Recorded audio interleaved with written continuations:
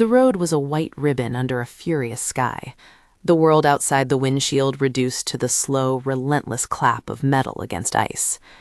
Headlights carved narrow tunnels through the storm. The SUV ate the miles with the patient, indifferent appetite of a thing built to go where others could not. Inside, the heater threw up a hollow, mechanical warmth, while the driver watched the road through a face that had learned to read danger the way other people read weather, in quiet signs, in the way headlights blinked against the snow, in the absence of movement where there should be movement. He saw the shape before he had time to think of reasons to keep going. At the edge of the shoulder, a small person, no more than a silhouette at first, hunched against the wind, one hand pressed to a jacket that offered little. Snow clung to hair and to the fabric of whatever thin layers he had managed to put on. For a second, the driver pictured him swept away by a drift, an anonymous casualty of winter. Then the driver slowed, and the decision was made with the same economy he used for every other choice that had weight, quickly and with no need for counsel. He pulled over. The gravel sighed under heavy tires. The storm made their conversation private. Words would be swallowed by the wind. He opened his door, and the air that hit him was a knife. He moved toward the figure with a stride that had nothing loose in it. Purpose, size, the kind of certainty people called dangerous when they didn't know what else to call it. "Hey," he said, because it was the simplest language to start with. The young man flinched as if he expected the word to be another strike. He had the look of someone who had been taught to be invisible and had failed at it irrevocably.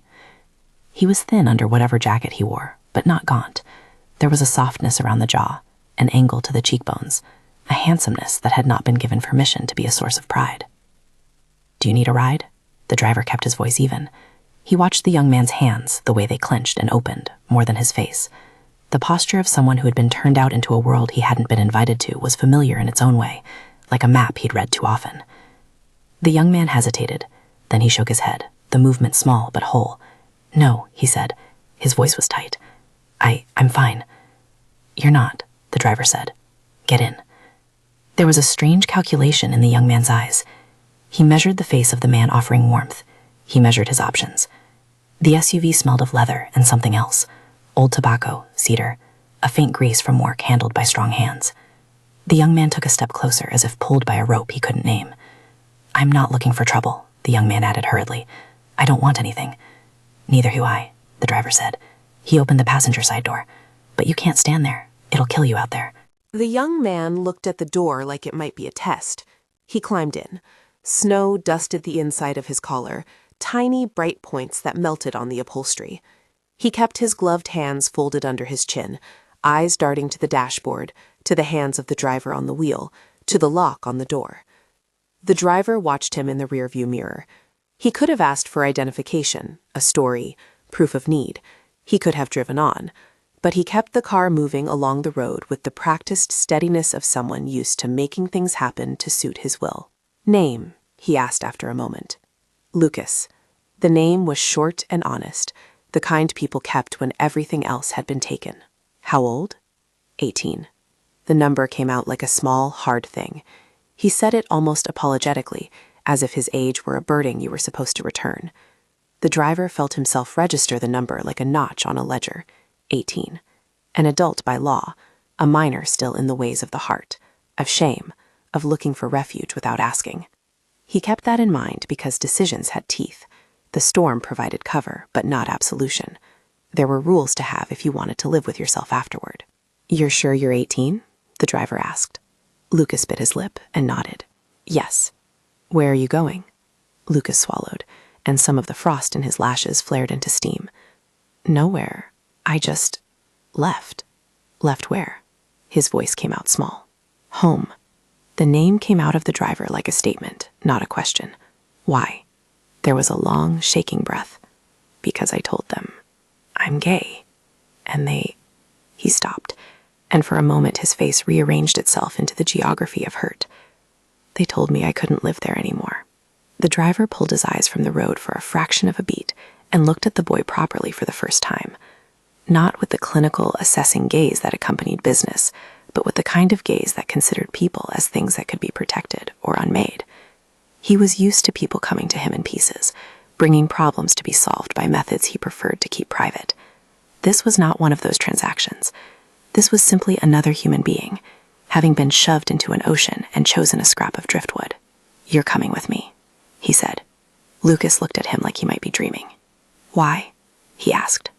The driver hesitated, then answered as honestly as a man like him could. "Because it's winter, and because I don't like letting people die when I can stop it."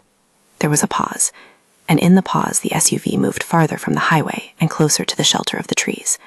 Snow wrapped itself around the roof like a scab. Lucas exhaled and let his shoulders fall by the hair's breadth of a relief that seemed too big to sit in his chest. The road narrowed as it wound away from the lights and abandoned towns. They drove through a white tunnel for so long that Lucas started naming the things he could remember from the inside of his pockets. A photograph that had grown soft at the corners, a few crumpled bills, a folded bus schedule no one had used. The silence between driver and passenger was not empty. It hummed with a kind of cautious negotiation. Lucas kept his hands folded. The driver kept his eyes on the road, but stole looks at the boy from time to time. "You shouldn't have been out here alone," the driver said, and the observation had the weight of judgment and care. "I'm not asking for pity," Lucas said. His voice cracked. "I just needed to leave." "You left in the middle of a storm." "I didn't have another choice," Lucas said. He let the words hang as if they were fragile things. "I couldn't go back." The driver listened. There was nothing in his face that made Lucas feel like a spectacle. If anything, the driver was quiet in a way that allowed confession without flattery. It was a good kind of quiet to be admitted into. When finally Lucas spoke again, it was to ask the question that trembled under all others. "Who are you? Why did you stop?" The driver thought about the answer. There were identities he could offer: benefactor, guardian, stranger. He chose something closer to truth without the trappings. "My name's Enzo," he said.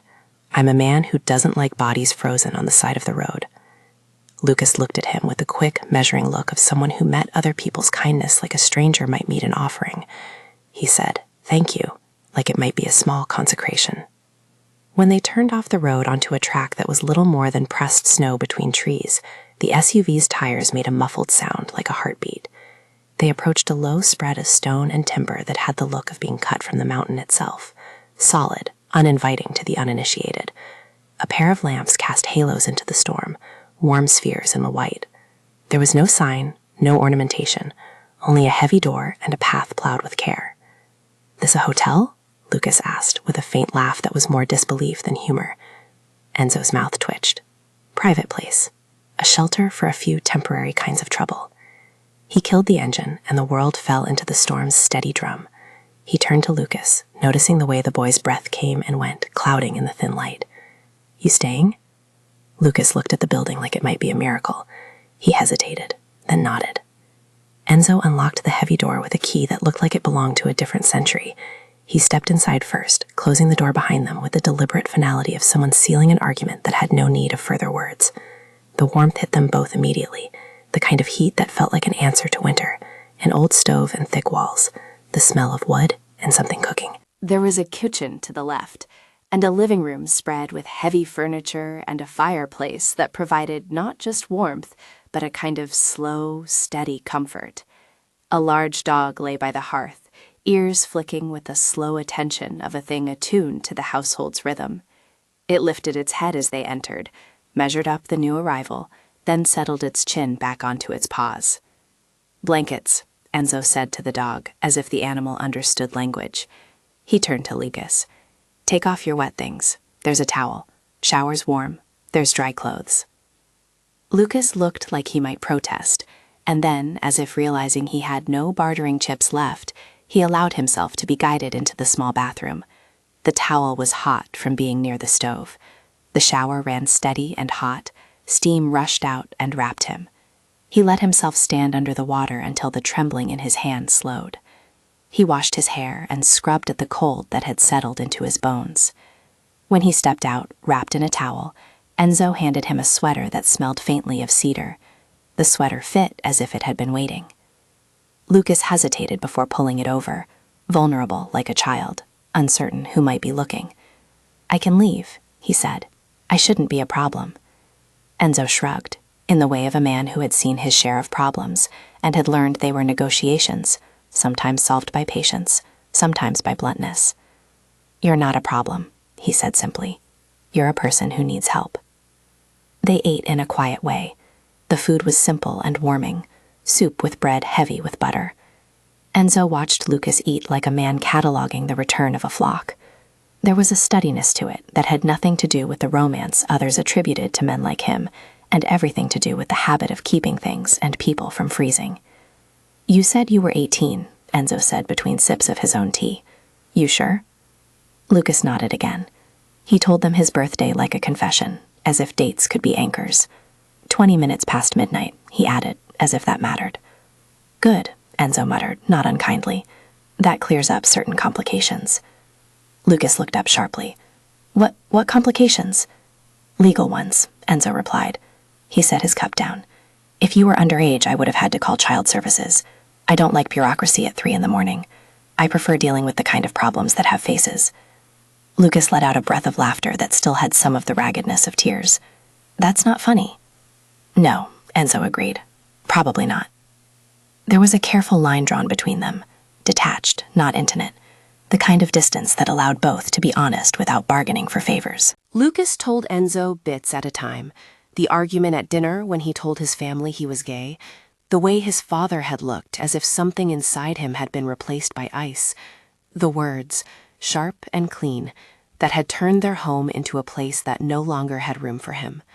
He spoke of a suitcase hastily packed, of taking a bus that had turned back and forth, until he found himself out on the road with the horizon gone into white noise. Enzo listened. He asked the kinds of questions that did not try to rearrange pain, but rather set it down on the table and name it. When Lucas said that he had been sleeping in laundromat doorways for 2 nights before the storm, a thin, ugly sheet of anger passed over his face. He did not yell. He did not swell. He simply said, "That's not an acceptable way for anyone to live," with the kind of irritating certainty people in power had when they declared their opinions as facts. "If you stay," Enzo said finally, "there are rules." Lucas looked at him as if rules might be another trap. "What kind of rules?" "The kind that keep you alive," Enzo said. "You show me you're not a liability. You follow household expectations. You don't make calls to people who will come looking for you unless you want them to find you. You don't leave late at night. And you tell me if there is anyone looking for you." Lucas blinked. "I don't have anyone looking for me." "You're a runaway," Enzo said, and the words fell between them. "People look sometimes. Parents call the cops. If someone puts your face on the internet, I don't bury my head. I deal with it." Lucas swallowed. The implication was plain and uncomfortable. "I don't want to be a burden." "You're not a burden. You're a person," Enzo said. He leaned back in his chair and his bin tapped the floor like a metronome. "You can stay here overnight. I'll make a call in the morning and arrange for something more permanent. Maybe a shelter. Maybe I know someone who can take you until you decide. But not tonight." He paused. "Tonight, you sleep and eat and get warm. We'll talk in the morning." Lucas let out a long breath and nodded. "Okay," he said. The word had the weight of a pledge. Enzo felt the familiar tightness of a man who kept his measures close. He had been unaccustomed lately to domestic anything that required softness. His life had been the management of cold facts and hard people. Sentiment was an indulgence he'd been told time and again to put away. Yet as he watched Lucas ease into sleep on the couch, blankets drawn up around his chin, as the dog's head rested at Lucas's feet like a seal of approval, something quiet and almost radioactive moved through him. It wasn't tenderness, not in the textbook sense. It was care. That was more dangerous. He sat by the fire and thought. There was a ledger always open in his chest. Debts owed, favors kept, risks measured. The ledger was not a thing to be ignored. It told him the names of men who worried at the edges of his life, the colleagues who took things personally, the allies who expected returns on investments of loyalty.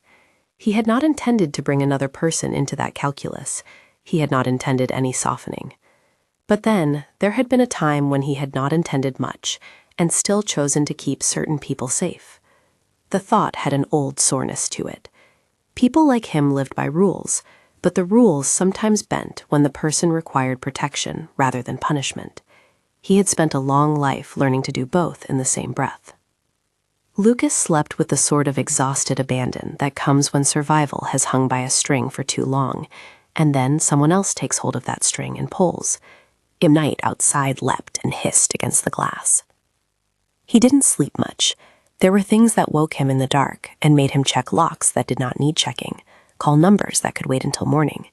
He found himself looking at the photographs that lined the mantel, small framed images of faces that had traveled through his life. A woman smiling at a beach he'd never been to, with her hair like a white flag. A boy with a terrible, defiant grin. Names and histories that meant something he didn't always care to admit. There was a tenderness in them that sat like a splinter. He found, in the small hours, that he was counting ways not to make Lucas another loss. Morning came the way storms relent, slowly, as if exhausted. The snow had fallen into a quiet white paper that softened edges and muffled the world. Lucas stirred and sat up like someone who had woken into a place that might betray him. His face was less drawn in daylight. The sweater fit him with a comfortable slouch. He thanked Enzo again, like the word might buy him the right to exist there. They spent that day in small, accidental domesticities. Lucas peeled carrots for soup under Enzo's supervision, his hands clumsy in a way that made Enzo's mouth lift in something close to approval. The dog watched the kitchen with the grave patience of a creature that understood household rhythms. Lucas told small stories, not the great heavy ones, but the little things that made him human. Learning to ride a bike on a street with a hill that made his father proud and furious at once, the smell of his mother's baking in spring, a teacher who had once told him he had a voice if he would let it out. Enzo told none of those stories at first. He showed instead. He showed Lucas how to start the generator, how to check oil in a truck, how to apply pressure to a wound in a way that was efficient and not sentimental. It was an education in steady hands. Lucas watched and tried, his fingers fumbling and then firming. He asked questions with a kind of curiosity that was less about skill and more about being trusted to hold a place in another man's routine. There was a slow building of trust in the way the two divided labor. Lucas cleared snow from the smaller walkways, his breath clouding white in the air, his cheeks tinged by exertion. Enzo moved heavy things with steady hands, unsentimental gestures that made the house function. They ate at the same table and sometimes said nothing for a long time, working on the same piece of silence, like two people knitting and discovering a pattern. When Lucas let the conversation wander into the territory of feelings, Enzo listened without theatrics. "How long have you been out?" he asked one afternoon as they both leaned over a woodpile. 4 days, Lucas said, not looking up. The sound of the axe striking wood filled the pause. "I tried at first to call a friend. They said to come over, but when I went, there were people there who recognized me. My sister's boyfriend had been there, and he told them I'd left because I was causing trouble. I didn't want anyone to know." Enzo's jaw tightened. The detail of being outed by someone else stung cleanly. "People can be cruel," he said. "People can be stupid," Lucas corrected. "They think it's a choice." Enzo considered that. Some choices look like courage to some and like weakness to others.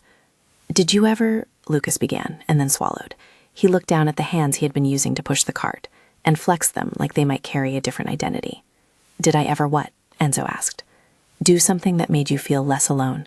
The question was small, almost embarrassed. "I mean, when you were alone." There was nothing in the way Enzo answered that invited pity. "Alone is a thing you can learn to live with," he said. "But it's better shared." Lucas blinked, surprised.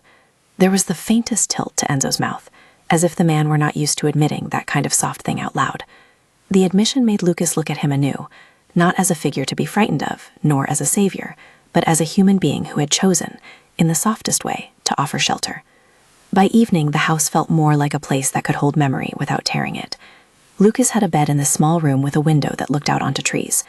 Enzo left the door open to let him know that privacy in that house was not a closed gate, but a gesture of trust. Lucas slept then like someone who had been allowed the most basic form of mercy. They were not naive about the world beyond the trees. Enzo had a way of listening for the hard things in the ways other people took them for granted, the way radio static carried indicative noises, the way his phone sometimes lit up with names that should have been dead to him. He had enemies and allies. The ledger in his head had not closed. On the second day, as Lucas cleared snow from the porch, Enzo's phone buzzed in the kitchen. He glanced at the name and then wrapped his hand around the device like a man bracing to cut a cord. The name on the screen was not for casual conversation. He stepped away, the dog's ears lifting in quiet attention. When he came back, his face had a line that Lucas had not seen before. "Someone asked about tonight," Enzo said. He said it without drama, without the heavy breath people expected from the mouths of the tough. It was business. They wondered if there had been traffic in or out. Lucas felt the air shift. Traffic? Enzo rubbed his forehead as if he had a right to be irritated at the weather. People notice things, he said. If someone's looking for you, they'll notice it. Lucas found that he had an ugly, small panic in his chest. Do they know I'm here? Not yet, Enzo answered. He was careful not to let his voice round into promise. We'll keep it that way if you want. Lucas looked up at the tree line, at the way the wind rustled the branches. I want to stay, he said. I'm afraid of what they'll do if they find me. You should be, Enzo said, plainly. Some parents hurt their children in the name of making them right. Some people judge and then erase. Lucas looked stunned at the bluntness of the statement. Not everyone said these things so plainly. There were silences that needed to be filled with truth sometimes. Have you dealt with people like that? He asked. Enzo did not answer with specifics, only with something that sounded like caution. I've had encounters where people thought they could come here and take certain liberties, he said. But this is a shelter, Lucas, not a battlefield. The name Lucas repeated his name in a way that made him feel sized anew. He thought of his phone and the messages he had not read. He thought of the people he'd left behind. He thought of the way his father had said he was a disappointment. The word had landed like a blow. Why would you help me? Lucas asked later, when they were alone in the kitchen. The afternoon pressed into the room like honey. Enzo was cleaning a pot with the kind of thoroughness that made ordinary chores look like rituals. Because I'm tired of standing by when people get hurt, he said. Because I can. Because I don't believe cruelty should be the default option for people who are different. Lucas swallowed. You don't have to be nice to people, he murmured. You could leave them out in the cold. Enzo looked up then, and for a beat Lucas saw a softness in him. A thin, guarded thing, but there. I don't mean nice, he said. I mean competent. People confuse the two. Being competent means you can keep someone alive without needing a medal for it. Lucas laughed then, a sharp little sound that was more relief than humor. The dog thumped its tail and looked at both of them like an ambassador sent to reassure treaty partners. There was a strange, domestic piece to it all that made Lucas dizzy. The days folded into one another. They did work that was useful and unglamorous. Lucas stacked wood. He learned how to make coffee that wasn't bitter. He learned the names of the tools and the sound they made when he set them in the correct place. In the evening, they sat by the fire and read aloud from a book left on a side table. Lucas discovered he liked the sound of his own voice when it wasn't caged by fear. Enzo listened to him as if the sound of words mattered. Then, on the third day, a small morphology of danger arrived like a shadow at the edge of a painting. Enzo's phone buzzed in the early morning with a name that made him freeze, Marco, an old lieutenant who still tended to the business of being hard. Enzo answered and kept his voice level. There was talk that was ordinary and talk that was loaded. Enzo's replies were clipped, but one note of irritation rose. There would be questions about movements. There would be concern about blurring lines. Lucas saw the light in Enzo's face change. It wasn't the change of a man who wanted to hide wrongdoing. It was the change of someone with a reputation he had never been asked to reconcile with tenderness until now. Lucas felt suddenly prey to a fear he hadn't anticipated. The idea that here was a man with ties to an old, dangerous world, and those ties might not like disruptions. That afternoon, a car passed on the road below, a dark shape that rolled past without stopping, but its headlights had lingered for a heartbeat in a way that made Lucas's skin go cold. He watched it leave and felt his chest knot. "Do they follow you?" he asked. Enzo did not answer immediately. He watched the tree line like a man watching a chessboard. "People follow me sometimes," he said finally. "Not because of anything you did, because of me. I keep people who are my problem close, because if they see people I care about, they might mistake them for leverage." Lucas thought of the ledger in Enzo's head and the way reputations were like debts. He wanted to ask whether he was one of those debts, but the words stuck like ice. "Can we leave?" he asked.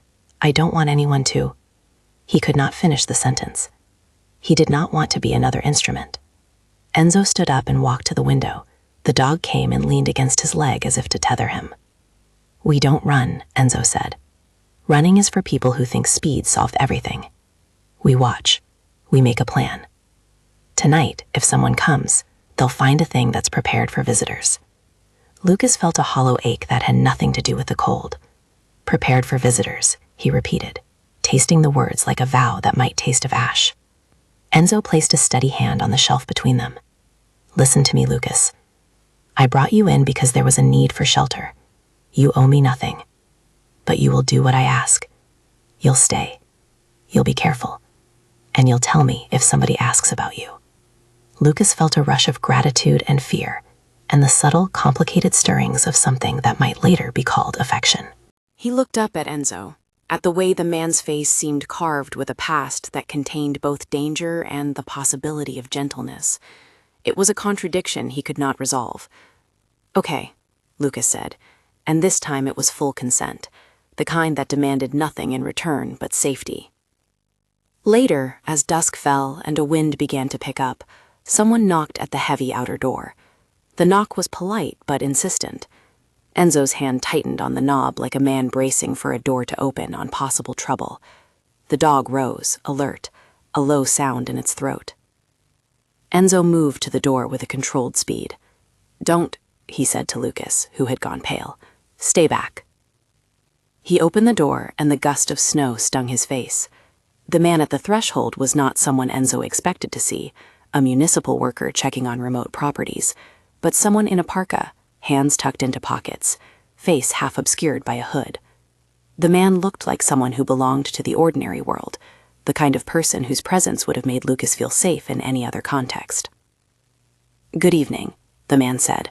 "We're doing checks in the area, reports of some folks stranded. Thought I'd see if everything was—" Enzo's voice was neutral. "All good.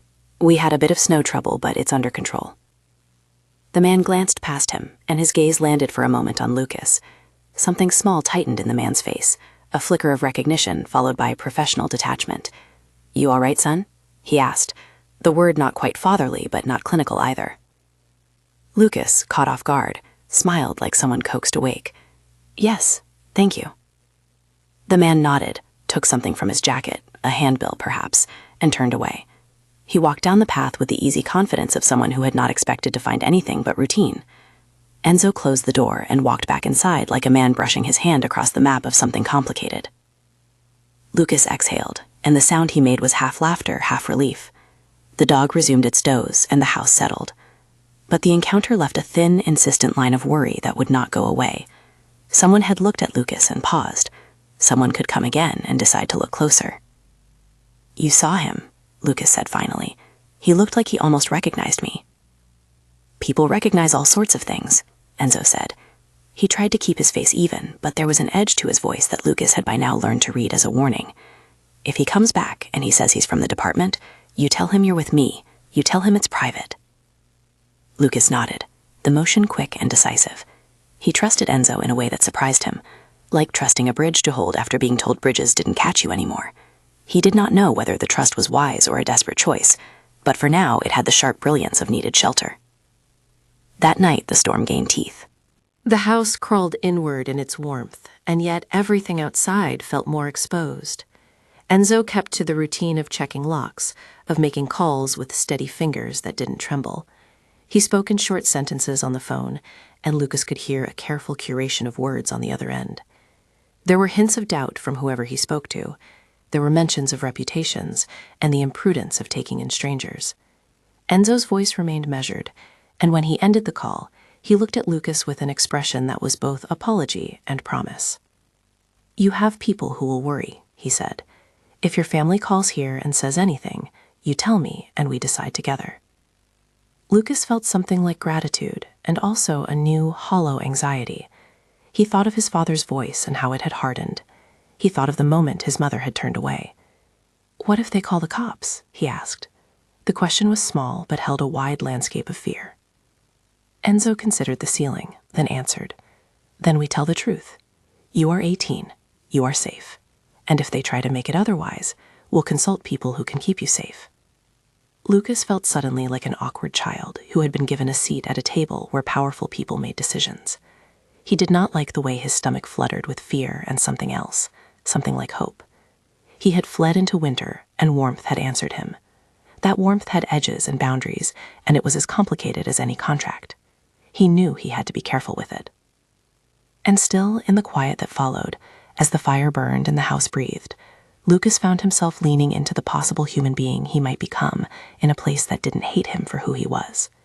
He found himself speaking aloud about the stupid things he had done when he was a kid, and laughing until it hurt. Enzo would listen and then tell a story in a voice that sometimes felt impossibly old and sometimes achingly young. They traded histories like children trading marbles, precious tokens not to be squandered.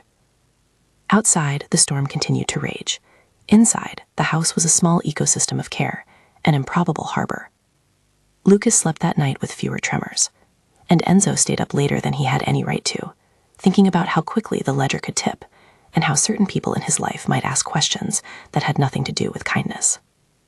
On the morning when the first sun broke across the banked drifts and turned them into an almost painful white, Lucas woke to the sound of a car approaching at speed, tires crunching on freshly plowed snow.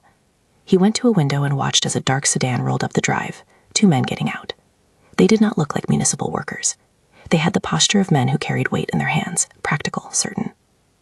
One of them had a face Lucas did not know, but whose eyes were the kind that cataloged things, named them, and filed them away. Enzo turned from the stove where he was packing a thermos, and his stance became a shield, reflexive and immediate. The dog rose from its bed, and the house filled with the charged silence that comes before a conversation where no one knows the rules. The men came to the door. Enzo met them on the porch. "Can I help you?" he asked. They did not introduce themselves with courtesy. "We're here about a lost person," one of them said. "A kid went missing from a nearby residence. We heard someone might have seen him heading this way." Lucas felt the color drop out of his face. "They said a kid," he whispered. Enzo's jaw set. He looked at the men as if weighing them like tools. "We have someone here," he said. His voice was calm as a blade. Enzo's voice didn't change when he answered the man at the door, but the words were as precise as a locked bolt. "We do," he said. He stepped aside just enough to show the threshold, to show the warmth behind it, and waited for the men to say more. One of them, taller, with a face that had learned to make decisions quickly, pushed his hood back. He had the clipped patience of someone whose job was to solve small puzzles for other people's comfort. "We're with the county," he said. "We've had reports. Someone was seen leaving a residence. We need to check." Enzo's gaze slid past him to Lucas, who had come up behind and now stood just inside the entryway, colors gone from his face. Lucas's hands were clenched, the knuckles bright. The taller man's eyes flicked to him, and a reflexive sympathy crossed the man's face. "You all right, son?" he asked, as if using that word might make everything legal and gentle. Lucas swallowed and managed a thin yes. His voice was not steady. Enzo folded his hands behind his back. "If you're with the county," he said, "you can make the call. If there's a warrant, bring it. Otherwise, this is private property." "We have a missing persons report," the other man said. He spoke as if the words were a key that would let him into any locked room. "We need to verify a description." Enzo's eyes hardened in a soft way, like a river that had learned to run around stones rather than over them. "If you have questions, you can use the phone. Call dispatch. Tell them who you are. I'll wait." There was a pause in which the wind outside moved like someone testing the seams of the house. The men exchanged a look, professional, small. The taller one dug into his pocket, pulled out a phone, and said a name into it. The conversation was clipped. The word report was repeated. The man asked if this was a private residence. He hedged. When he hung up, he had the careful luck of someone who had discovered an unexpected variable in a straightforward job. "I'll need a moment to verify," he said finally. "You say this is private. If so, we'll need to proceed through legal channels." Enzo nodded once. "Do that." The men left the path with the same polite cadence they had used to approach it. Lucas watched them go until their dark shapes merged with the gray of the road. His breath came in uneven clouds. For the first time since arriving, he pressed his palm flat against the door behind him, feeling the warmth of the wood. "They could have taken me," he said to Enzo. The sentence had the flatness of someone naming a danger and trying to make it smaller. "They could have," Enzo agreed. "They didn't. For now." Lucas's shoulders slumped the slightest fraction. Why did you say it's private? You could have told them the truth." "I said the truth," Enzo replied. "You are here with my permission. You are 18. If anyone wants to do this through legal channels, they can. But I'm not going to let someone take you in the snow without making sure they'll keep you safe." Lucas looked at him then with an expression that was half comprehension and half astonishment. "You could have walked past." "I could have," Enzo said. "I didn't. That doesn't make me a saint. It makes me someone who thinks a person worth saving is still worth saving. The room seemed to inhale. Lucas sank into a chair near the stove, the fabric of the cushion catching at the sweater. The dog came and leaned across his knees as if to anchor him to the present. Enzo stood a moment, then moved to the shelf and poured 2 cups of tea, as if pouring relief into waiting hands. He handed Lucas one, and the young man took it like something fragile he had been entrusted to carry. After the men had driven away, Enzo made a call that sounded casual but had in its steadiness the flavor of history. He spoke with a man named Tom. Brief words, a mention of the weather, a request to pass along that 2 county men were checking properties. It was not a direct order, not a demand, nothing to taste like coercion. When Enzo hung up, he had the look of someone who had moved a chess piece without announcing it as a maneuver. "You have friends?" Lucas asked, not unkindly, more like someone trying to map the world he had stepped into. Enzo considered the question as if it were a small, complicated instrument. "I have acquaintances," he said finally. "People who used to be closer when I needed them to be. Some stay because they know their names will be kept. Others drift away. It's not important." Lucas studied him a second. "What is important?" "You're inside," Enzo answered. "You're warm. You have food. You have options." "Options?" Lucas echoed, incredulous. "You can stay until you decide what's next. You can let me help find a shelter or someone to help you in the city, or you can go back and try to make peace, if it's safe. You choose." The words did something to Lucas. They were simple and direct, and in their plainness they had a kind of power. He had left because he couldn't breathe inside his house. To be offered the agency to choose what to do next felt almost like a new limb.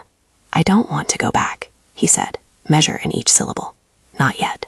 "Then we'll get you placed," Enzo said. "There's a youth drop-in in the city. It's more for teens, but they've been known to help young adults in emergency cases.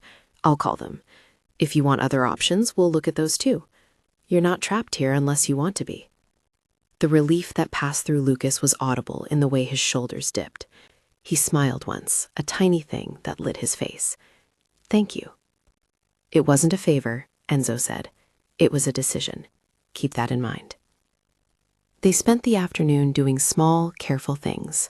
Enzo made calls, left messages with names and numbers, and found, after some effort, an outreach worker who would meet them at a town center in the morning. He did not explain how he knew such people. He simply relayed the time and the name. Lucas wrote it down, as if anchoring the time to paper would make it more real. The days that followed were a slow, careful rebuilding. Lucas learned routines that were not about survival alone, but about being part of a household. He stocked the pantry, swept paths, learned the names of the spices in the old kitchen cabinets. He practiced standing when others spoke, practiced the small courtesies of a place where you could be trusted to do the right thing. Enzo observed without micromanaging, offering corrections in a voice that was more instruction than rebuke. There were moments, small, luminous ones, when the island between them felt less wide. In the evenings when the house was lit by the fire and the storm had eased into a whisper, they would sit across from one another and talk about things that weren't terribly important. Lucas read aloud sometimes, a passage marked with an old paperclip, and Enzo listened. Enzo told a story or two, sparse, clipped scenes from a life that had been long and not easily softened. He spoke of a boy once. The word came out of him with a catch, not an explanation. Lucas listened, and learned that even hard men carried tender things folded inside them like notes kept in a pocket. One late afternoon, not long after they'd started to exist in the rhythm of the house, Lucas asked the question that hovered in the air like the scent of coming rain. "Were you part of something?" He didn't say mafioso or boss. He said something the way a child might ask about monsters without giving them names. Enzo looked at him steadily, and for a moment his face became a map of years. "I used to be involved," he said, "but I don't let that be my whole life. People change. I try to keep what I can from the old ways, the parts that help people, and leave behind the rest." Lucas considered that, and then, with the bluntness of someone still learning the taxonomies of adult language, said, "Does that make you dangerous?" "People will call me dangerous because they don't understand the language I kept. It can be a word used for many things. Mostly it has meant I'm not to be trifled with, but that doesn't mean I want harm for people. It means I know consequences, and I know how to prevent them from landing on people who don't deserve them." Lucas nodded slowly, understanding what he could. "So you can protect me?" I can try, Enzo said, but I won't pretend I can keep you from every pain. I can keep you from the weather, from hunger, from some of the worst sorts of exposure. I can't make other people's hearts change for them. You have to do some of that work. I can be a place you can go when the world gets too loud. Lucas looked at him as if trying on a new coat for size. Why me? Why a stranger on the road? Enzo set his cup down and let the ember light catch the edge of his face. Because sometimes you see something and do the thing that is the right thing for the moment. Because I've lost people before and I don't like adding to the list. Because I can. Mostly because I don't like being on the side of the world that sits and watches. The way he said it was not theatrical. It was ledgered, honest, and it fit the house like daylight on plaster. Lucas felt himself held by the explanation in a way that made panic shrink a little. Not all the days were gentle. The ledger in Enzo's head was never far from the front of his life. On the 4th day after Lucas had arrived, a car idled at the bottom of the property, and a man in plain clothes stepped out, a camera slung around his neck and a clipboard in his hand. For a terrifying minute, Lucas thought of the moment men with a darker purpose had come to claim people as if they were goods. This man, however, carried the look of someone whose trade was records and not threats, an investigative journalist perhaps, or a neighborhood officer doing a welfare check. He hiked up the walk, polite but insistent. Enzo met him on the porch. "Can I help you?" he asked. Neighbors reported a young person seen watching along the road, the man said. He scanned Enzo with a professional distance and then, without malice, asked, "Is everything okay here?" Enzo's answer was steady. "Everything that's mine is fine." The man glanced toward where Lucas stood near the window, watched him for a moment, then returned his gaze to Enzo. "If there's anything we need to be aware of, we'd prefer to know," he said. "Sometimes family members come by looking." Enzo considered him, and then, in the same cool register he'd used before, said, "If someone comes looking, let me know. They can call me. Otherwise, this is private." The man nodded and left with the mechanical grace of a man who had not found what he was looking for, but would keep the file open. Lucas retreated to the back room with his heart pounding, and lay on the bed staring at the ceiling until the knots in his shoulders unclenched. That night, after the storm had finally given up and the moon shone on a world washed white, Lucas asked the question he'd avoided since arriving. "Do you ever feel tempted to use people? I mean, you have a kind of power." Enzo's laugh was soft and quick. Temptation is not a thing I ignore. But power without ethics is just cruelty dressed as efficiency. I kept that in my head for a long time. Now I try to be intentional about the way I use what I have. Lucas considered the answer, and then, with the fragile honesty that comes from people who are trying not to be broken by the world, said, "I don't want to be someone you use." "You won't be," Enzo replied. "If you ever feel like that, you tell me and we fix it. If we can't fix it, you leave. This house is not a prison, Lucas. It never will be." The reassurance landed like a small stone dropped into a lake, the ring slow, visible, reassuring. A week passed, and with it came a small, practical victory. Enzo's calls produced a name and a time, the outreach worker, Maya, who could meet Lucas at a town center and help him enroll in a program for young adults. She was warm, not patronizing, and she listened to Lucas without interruption. She offered a list of places where he could work kitchen shifts temporarily, and she connected him with a counselor who specialized in family rejection trauma. He met her outside in the town square, bundled in a coat Enzo had given him. He walked with a tentative pride, as if the simple act of being allowed to carry his own bag was a new skill. They talked for a long time, and when he came back that evening, he had the smallest, happiest tiredness in his face. "I signed up for an intake meeting," he told Enzo. "There's a culinary training program that takes weekend apprentices. It's not glamorous, but it's a start." Enzo nodded, pleased in a way that made his face softer. "Good, that's practical. We like practical."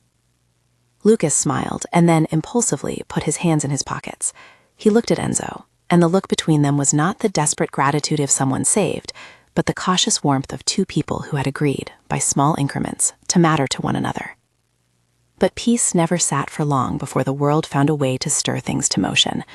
One evening, as the sky thinned to a bruised purple and the trees were latticed with the last of the winter's frost, there was a sound that made both of them tense, a car, abrupt and fast, coming up the drive. Enzo looked toward the window. Lucas tightened beside him. The car stopped. Two men came up the path, moving with the blunt confidence of people used to getting what they wanted. One of them stepped forward, took off his hood, and Lucas's breath caught.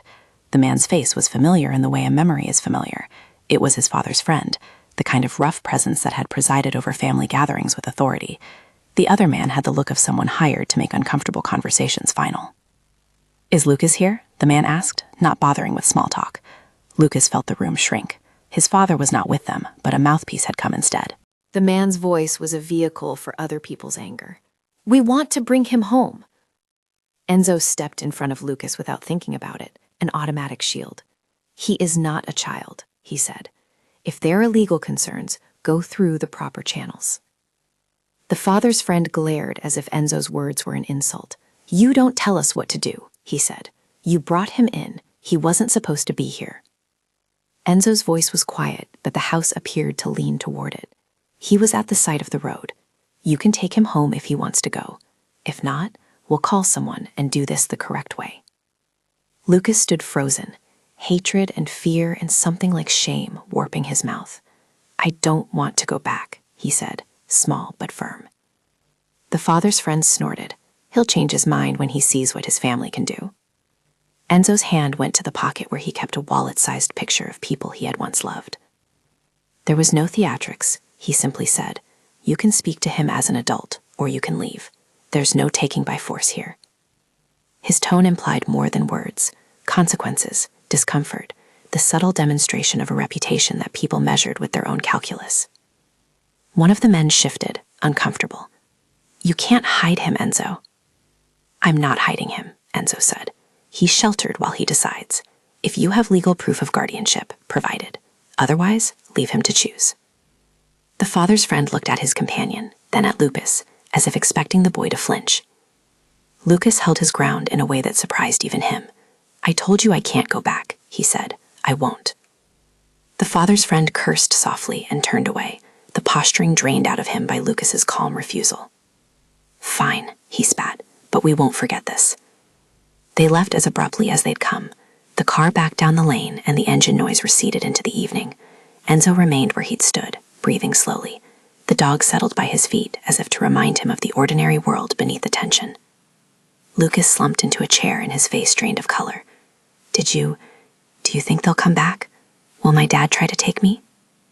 "I don't know," Enzo admitted. "People come and go with their resentments, but you told them no. That matters." Lucas looked up at him then, the first real question of the night like an unlatched door. "If they come back and try to make me go, what then?" Enzo's response was not a promise of violence. "Then we'll do what's necessary within the law to keep you safe. If that means involving people who can enforce protection orders, we'll do it. If it means you moving to a place where they can't find you, we'll do that. But I will not let you be taken against your will." Lucas felt his jaw unclench. "Are you sure you can do that?" Enzo's mouth tilted. "Be careful what you ask of me. I've made sure I can do certain things for a long time. I'm not going to pretend I'm helpless now." The morning after, while the newspapers were still warm on the steps, and the last of the storm's memory hung in the trees like cobwebs, Enzo drove Lucas into town. The outreach worker, Maya, met them with a smile that had the competence of experience and not the pity of charity. The intake process was slow and bureaucratic in the usual way: forms, names, signatures, but Lucas filled them out with a steadier hand than anyone might have expected.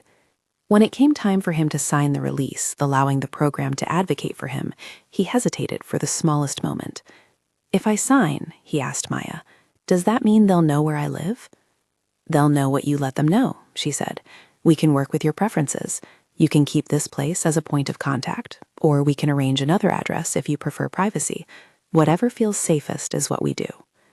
Lucas thought of the cabin in the trees and of Enzo's face in the dawn, watchful and patient. "I want to keep this place for now," he said, "but I don't want my dad to know. I don't want him to find me." Maya nodded and wrote specific confidentiality instructions into his file. "We can help with that," she said. "It will take some time. We'll help you find a plan." As the intake closed and the next steps were set, a job interview at a diner, a counseling appointment, a welcome packet, Lucas turned to Enzo. The gratitude in his eyes was plain and not flattering. "You didn't have to do any of this." Enzo said, "I did, and I'll keep doing what I can until it stops being helpful, or until you tell me you want to be on your own." Either is fine. The word either felt like permission. Lucas laughed softly, a sound that was unbound and honest. I don't think I want to be on my own yet. Then we'll take some more steps, Enzo said. Slow steps. They drove back to the house under a sky that had finally washed itself clean. The snowbank shoulders were soft, and the world seemed to breathe more easily. Daylight around the lodge felt like a promise typed in soft ink rather than shouted with fireworks. In the weeks that followed, Lucas started the diner shifts. He was clumsy at first, then competent. Enzo taught him how to balance a tray, how not to take rude comments personally, how to keep his head down and his pride intact. There were evenings when Lucas came back exhausted and silver with flour and pride. He'd drop his keys on the mantel and sit by the fire, and they would talk about menus and the small pains that made up the day. Their relationship did not leap into something it was not meant to be. There was tenderness, quiet, protective gestures, a blanket draped over his shoulders, a hand offered to steady him on icy steps, mugs of tea waiting at midnight when he came home with cold hands. There were also boundaries. Enzo never asked personal favors, never used his influence to demand affection, and Lucas never felt like a ledger entry in anyone's account.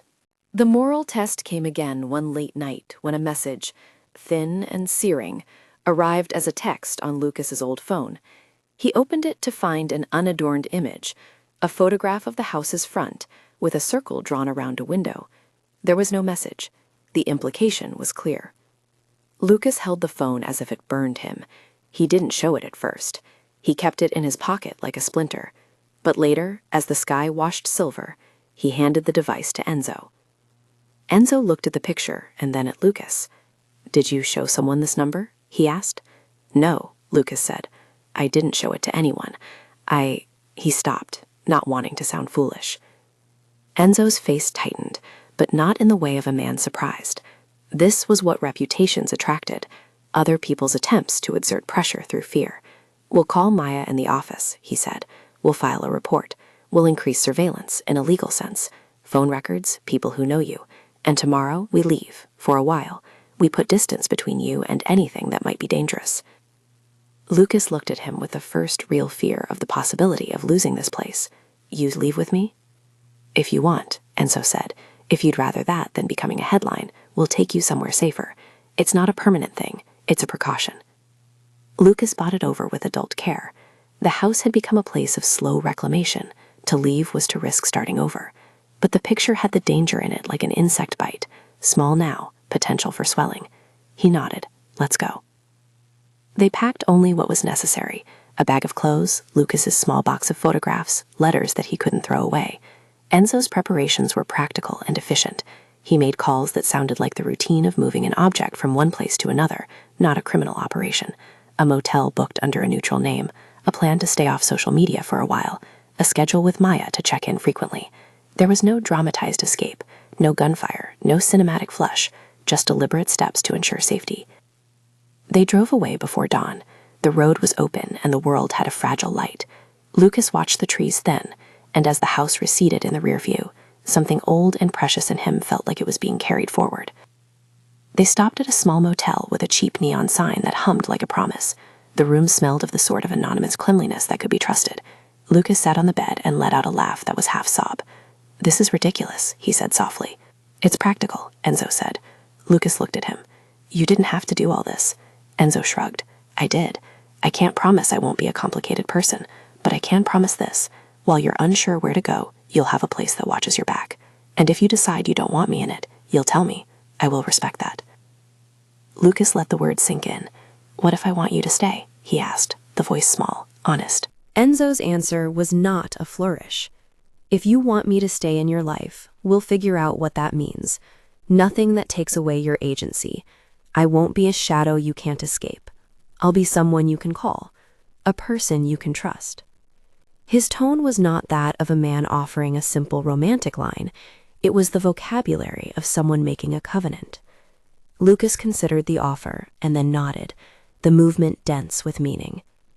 "Okay," he said. "Let's see where this goes." They returned eventually to the lodge when the immediate danger had settled into the kind of background threat that can be managed with paperwork and careful phone calls. The outreach program helped Lucas with job placement and counseling. He grew more confident, more able to stand up when comments were unkind. He started to see friends from the program, people who had fled other forms of rejection and were now learning the craft of living. Enzo did not press for affection. He showed his care in frizzant ways. He fixed things when they broke. He made sure there was food. He listened when Lucas's nightmares came. Slowly, in the in-between spaces of day-to-day life, something like a family emerged. It was fragile, and it had edges, but it was also chosen by both of them. One night, as spring began to thin the edges of winter, Lucas stood at the threshold and watched the sun scrape the horizon. He was older in some ways than he'd been weeks before, slightly more assured, slightly less raw.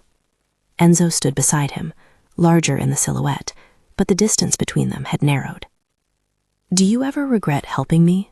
Lucas asked, not a test but an honest curiosity. Enzo considered. "Sometimes I wonder if I'm a man with too many loose ends. Sometimes I think I'm soft where I shouldn't be.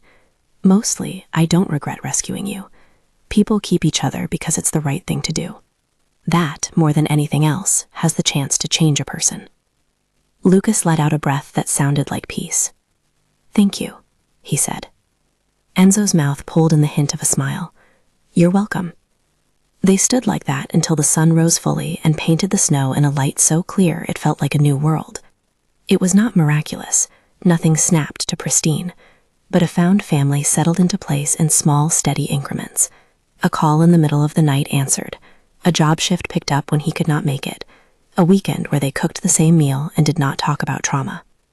Months later, when Lucas had a steady schedule and a small apartment in town that Maya had helped him secure, he came back to the lodge on a Sunday afternoon with a box of food and a grin.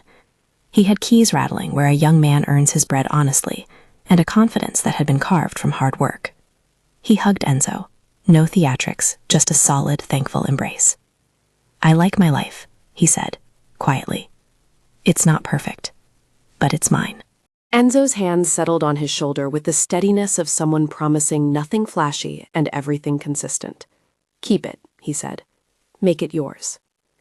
Lucas turned then, looked at the house, at the dog sleeping in the sun, at the porch that had become less of an outpost and more of a haven. He considered the man beside him, so formidable, and yet, in the small spaces between words, willing to be gentle. "If I ever need you," he said, "I'll call." Enzo nodded. "Don't be a stranger." Lucas smiled, wide and real, and then walked down the path toward the car that would take him back to his apartment. He did not look back like someone fleeing danger. He looked back like someone holding a door open for himself. Enzo watched him go until the car turned a corner and then returned inside. He sat by the fire, thumbed an old photograph for a minute, and then set it back on the mantel. The ledger in his head did not disappear. It remained. Notes and names, obligations and debts. But there was a margin in the book now, a place where he had written another account, a young man who had been offered shelter and who had now built a life. Outside, the snow had melted enough to let the first crocuses push their heads through. The house creaked in the thaw like a ship settling into calmer seas. Enzo filled 2 mugs with coffee, one for him and one he set on the table for a guest who might come by later. He did not know whether they would ever become what other people called family in the easy sense. He knew only what he had chosen, to protect when he could, to teach when he should, and to step back when he was asked. When the next winter came, and it would come because seasons do not change for anyone, there would be a small light burning in the lodge, a chair pulled closer to the fire, and a name on the mantel that meant more than a tally in a ledger. Lucas's name had become one of those things. If this story resonated with you, consider subscribing for more quiet human dramas that explore what it means to belong. And if you know someone who needs to hear that finding shelter is possible, share this with them.